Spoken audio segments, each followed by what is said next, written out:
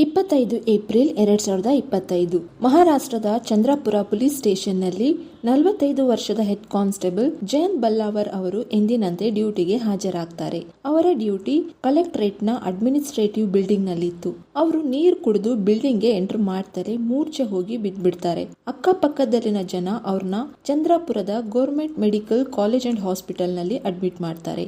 ಆದ್ರೆ ಅನ್ಫಾರ್ಚುನೇಟ್ಲಿ ಅವ್ರನ್ನ ಉಳಿಸಕ್ಕಾಗಲ್ಲ. ಅವರು ಅಲ್ಲೇ ತಮ್ಮ ಕೊನೆ ಉಸಿರೆಳಿತಾರೆ. ಈ ವಿಷಯನ ಅವರ ಹೆಂಡತಿ ಮತ್ತೆ ಮಗಳಿಗೆ ತಿಳಿಸಲಾಗುತ್ತೆ.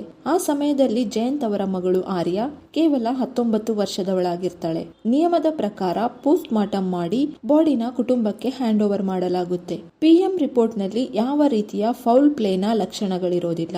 ಕುಟುಂಬದವರು ಜಯಂತ್ ಅವರಿಗೆ ಕೊನೆಯ ವಿದಾಯ ಹೇಳ್ತಾರೆ. ಅವರ ಮಗಳನ್ನ ಜಯಂತ್ ಅವರು ತುಂಬಾ ಪ್ರೀತಿಯಿಂದ ಸಾಕಿದ್ರು. ಜಯಂತ್ ಅವರು ಸರ್ವಿಸ್ ಅಲ್ಲಿ ಇರುವಾಗಲೇ ಸತ್ತೋಗಿದ್ರಿಂದ ಕಂಪ್ಯಾಷನೇಟ್ ಗ್ರೌಂಡ್ಸ್ ನ ಮೇಲೆ ತಂದೆಯ ನೌಕರಿ ಮಗಳಿಗೆ ಕೊಡಿಸೋಕೆ ಪೊಲೀಸರು ಪ್ರೊಸೀಜರ್ ಸ್ಟಾರ್ಟ್ ಮಾಡ್ತಾರೆ. ಯಾಕಂದ್ರೆ ತಂದೆಯ ನೌಕರಿ ಪಡೆದು ಆರ್ಯ ತನ್ನ ಕಾಲ ಮೇಲೆ ತಾನು ನಿಲ್ಲಲಿ ಅಂತ. ತನ್ನ ತಂದೆ ಸತ್ತ ಅದೇ ವರ್ಷ ಆರ್ಯಳ ಮದುವೆ ಆಶೀಶ್ ಜೊತೆ ಆಗುತ್ತೆ. ಸ್ವತಃ ಆಶೀಶ್ ಕೂಡ ಕಂಪ್ಯಾಷನೇಟ್ ಗ್ರೌಂಡ್ ನ ಮೇಲೆ ತಂದೆಯ ನೌಕರಿ ಪಡೆದು ಕಾನ್ಸ್ಟೇಬಲ್ ಆಗಿ ಅಪಾಯಿಂಟ್ ಆಗಿರ್ತಾನೆ. ಈ ಮದುವೆ ಆರ್ಯಳ ಜೀವನದಲ್ಲಿ ತುಂಬಾ ಖುಷಿ ತಂದಿರುತ್ತೆ. ಆದ್ರೆ 3 ವರ್ಷಗಳ ನಂತರ ಈ ಕತೆ ಬೇರೆನೇ ಟ್ವಿಸ್ಟ್ ಕೊಡೋದ್ರಲ್ಲಿತ್ತು. ಮಾರ್ಚ್ 2026 ಆರ್ಯಳ ಗಂಡ ಆಶೀಶ್ ಪೊಲೀಸ್ ಸ್ಟೇಷನ್ಗೆ ಬಂದು ಒಂದು ಅಪರಾಧದ ಬಗ್ಗೆ ಕನ್ಫೆಸ್ ಮಾಡ್ತಾನೆ. ಇದು ಇಡೀ ಪೊಲೀಸ್ ಸ್ಟೇಷನ್ ನಲ್ಲಿದ್ದವರಿಗೆ ಶಾಕ್ ಕೊಡೋ ಕನ್ಫೆಷನ್ ಆಗಿರುತ್ತೆ. ಈ ಕನ್ಫೆಷನ್ 25 ಏಪ್ರಿಲ್ 2023 ಬೆಳಿಗ್ಗೆ ಜಯಂತ್ ಅವರು ಕೊನೆಯ ಬಾರಿ ಡ್ಯೂಟಿಗೆ ಹೋಗೋ ಬೆಳಗಿನಿಂದ ಶುರುವಾಗುತ್ತೆ. ಜಯಂತ್ ಅವರು ಎಂದಿನಂತೆ ಡ್ಯೂಟಿಗೆ ಹೋಗೋಕೆ ರೆಡಿ ಆದ್ಮೇಲೆ ಅವರ ಮಗಳು ಆರ್ಯ ಅವರಿಗೆ ತಿಂಡಿ ಮತ್ತೆ ಮಿಲ್ಕ್ ಶೇಕ್ ನ ತುಂಬಾ ಪ್ರೀತಿಯಿಂದ ಮಾಡಿ ಕೊಡ್ತಾಳೆ. ಇದನ್ನ ಕುಡಿದ ಅವರು ಡ್ಯೂಟಿಗೆ ಹೊರಡ್ತಾರೆ. ಈ milk shake normal milk shake ಆಗಿರ್ಲಿಲ್ಲ, ಬದಲಿಗೆ ವಿಷಯುಕ್ತ ಮಿಲ್ಕ್ ಶೇಕ್ ಆಗಿತ್ತು. ಇದನ್ನ ಬೇರೆಯವರಾಗ್ಲಿ ಅಥವಾ ಶತ್ರುಗಳಾಗ್ಲಿ ಕೊಟ್ಟಿರೋದಿಲ್ಲ, ಬದಲಿಗೆ ಅವರ ಸ್ವಂತ ಮಗಳು ಆರ್ಯ ಕೊಟ್ಟಿರ್ತಾಳೆ. ಬಹುಶಃ ಇದನ್ನ ಜಯಂತ್ ಅವರು ಕನ್ಸಲ್ಲೂ ಸಹ ಊಹಿಸಿರಲ್ಲ, ತಮ್ಮ ಸ್ವಂತ ಮಗಳೇ ತಮ್ಮ ಜೀವ ತಗೋತಾಳೆ ಅಂತ. ಈ ಒಂದು ಕನ್ಫೆಷನ್ ನಿಂದ ಮೊದಲು ಹೇಳೋ ಪ್ರಶ್ನೆ, ಯಾಕೆ ಆರ್ಯ ಈ ರೀತಿ ಮಾಡಿದ್ಲು ಅಂತ.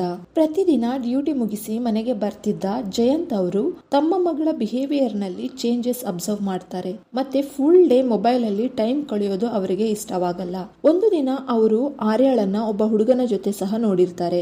ಓದೋ ವಯಸ್ಸಿನಲ್ಲಿ ಇಂಥ ಕೆಲಸ ಮಾಡದಂಗೆ ಬುದ್ಧಿ ಹೇಳಿ ಅವಳ ಜೊತೆ ಸ್ವಲ್ಪ ಸ್ಟ್ರಿಕ್ಟ್ ಆಗಿ ಇರ್ತಾರೆ. ತಂದೆಯ ಈ ಚಿಂತೆ ಆರ್ಯಗೆ ಒಂದು ಬಂಧನದಂತೆ ಅನ್ಸೋಕೆ ಶುರುವಾಗುತ್ತೆ. ಬಾಲ್ಯದಿಂದಲೇ ಆರ್ಯ ಒಬ್ಬ ಕೋಪಿಷ್ಟ ಮತ್ತು ಹಠವಾದಿ ಸ್ವಭಾವದವಳಾಗಿದ್ಲು. ಮತ್ತೆ ಬಾಲ್ಯದಿಂದಲೇ ಅವಳ ಎಲ್ಲಾ ಡಿಮ್ಯಾಂಡ್ ತಂದೆ ತಾಯಿಗಳು ಪೂರೈಸಿಕೊಂಡು ಬಂದಿರ್ತಾರೆ.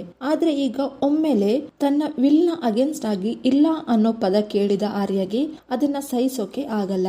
ಆಗ ತನ್ನ ದಾರಿಗೆ ಅಡ್ಡ ಬರ್ತಿರೋ ತನ್ನ ತಂದೆನ ಮುಗಿಸಿ ಬಿಡೋ ಆಲೋಚನೆ ಆರ್ಯಗೆ ಬರುತ್ತೆ. ಆರ್ಯಳ ಅಫೇರ್ ಬೇರಾರು ಅಲ್ಲ, ಆಶೀಶ್ ಜೊತೆ ನಡೆದಿರುತ್ತೆ.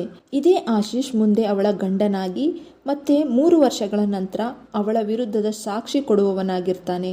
ಆರ್ಯ ತನ್ನ ತಂದೆನ ಸಾಯಿಸೋಕೆ ಆಶೀಶ್ನ ಸಹಾಯ ಕೇಳ್ತಾಳೆ. ಆಗ ಆಶೀಶ್ ಭದ್ರಾವತಿಯಲ್ಲಿದ್ದ ಕೇವಲ 14 ವರ್ಷದ ತನ್ನ ಕಜನ್ಗೆ ಕಾಲ್ ಮಾಡಿ ವಿಷಯನ ಅರೇಂಜ್ ಮಾಡ್ಲಿಕ್ಕೆ ಹೇಳ್ತಾನೆ. ಆಗ ಆ ಹುಡುಗ ತನ್ನ ಫ್ರೆಂಡ್ಸ್ ಗಳಾದ ಮೌಂಟಿ ಮತ್ತೆ ಚೈತನ್ಯನ ಆಶೀಶ್ಗೆ ಭೇಟಿ ಮಾಡಿಸ್ತಾರೆ.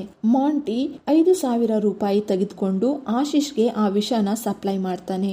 ಇದೇ ವಿಷಯದಿಂದ ಆರ್ಯ ತನ್ನ ತಂದೆಯ ಪ್ರಾಣ ತಗೊಂಡಿರ್ತಾಳೆ. ಆರ್ಯ ಕೇವಲ ಅಫೇರ್ಗೋಸ್ಕರ ಈ ಕೆಲಸ ಮಾಡಿರೋಲ್ಲ, ಬದಲಿಗೆ ತನ್ನ ತಂದೆ ಸರ್ವಿಸ್ ನಲ್ಲಿ ಇರುವಾಗಲೇ ಸತ್ರೆ ತನಗೆ ಅನುಕಂಪದ ಆಧಾರದ ಮೇಲೆ ಸರ್ಕಾರಿ ನೌಕರಿ ಸಿಗುತ್ತೆ ಅಂತ ಈ ಪ್ಲಾನ್ ಮಾಡಿರ್ತಾಳೆ. ಅವಳು ಆಶೀಶ್ನ ಪರಿಚಯವಾದ ನಂತರ ಅವಳಿಗೆ ಈ ಪ್ಲಾನ್ ಬಂದಿರುತ್ತೆ. ಯಾಕಂದ್ರೆ ಆಶೀಶ್ಗೂ ಸಹ ನೌಕರಿ ಅನುಕಂಪದ ಆಧಾರದ ಮೇಲೆ ಸಿಕ್ಕಿರುತ್ತೆ. ಇಲ್ಲಿ ಆರ್ಯ ಒಂದೇ ಬಾಣದಿಂದ 2 ಹಕ್ಕಿ ಹೊಡಿಬಹುದು ಅನ್ಕೋತಾಳೆ. ಆದ್ರೆ 3 ವರ್ಷಗಳಾದ್ಮೇಲೆ ಆಶೀಶ್ ಯಾಕೆ ಇದನ್ನ ಕನ್ಫೆಸ್ ಮಾಡಿದ್ದ? ಕೇವಲ ಗಿಲ್ಟ್ ನಿಂದಾಗಿನ ಅಥವಾ ಈ ಕಥೆಯಲ್ಲಿ ಬೇರೆ ಟ್ವಿಸ್ಟ್ ಇತ್ತ?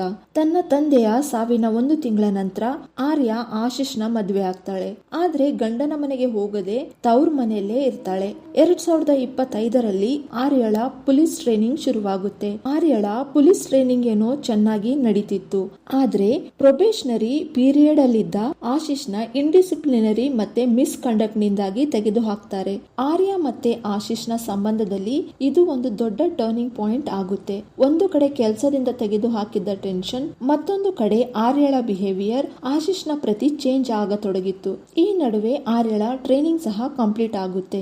ಆಗ ಆಶೀಶ್ ಆಶೀಶ್ಗೆ ಟ್ರೈನಿಂಗ್ ಪೀರಿಯಡ್ ಅಲ್ಲಿರುವಾಗಲೇ ಇವಳು ಹೀಗೆ ಬಿಹೇವ್ ಮಾಡಿದ್ರೆ ಪೊಲೀಸ್ ಆಗಿ ಡ್ಯೂಟಿಗೆ ಜಾಯಿನ್ ಆದ್ರೆ ಇನ್ನು ಹೇಗೆ ಬಿಹೇವ್ ಮಾಡಬಹುದು ಅನ್ನೋ ಚಿಂತೆ ಅವನನ್ನ ಕಾಡತೊಡಗುತ್ತೆ. ಮಾತಿಗೂ ಇಬ್ಬರ ನಡುವೆ ಜಗಳ ಶುರುವಾಗುತ್ತೆ.